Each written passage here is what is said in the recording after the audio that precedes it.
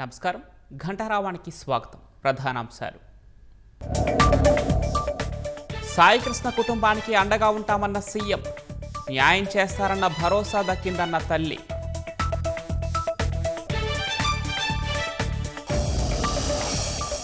గుడివాడ అమర్నాథ్కు మహిళా కమిషన్ నోటీసులు.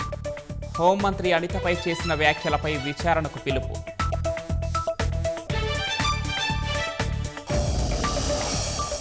ఎల్నినోను సమర్థవంతంగా ఎదుర్కొనేందుకు ప్రణాళికలు.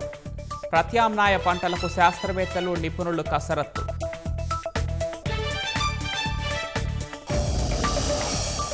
అమెరికా ఇరాన్ మధ్య నేడు జరగాల్సిన చర్చలు రద్దు. ఇజ్రాయెల్ హెజ్బొల్లా భీకర పోరు కారణంగా నిర్ణయం.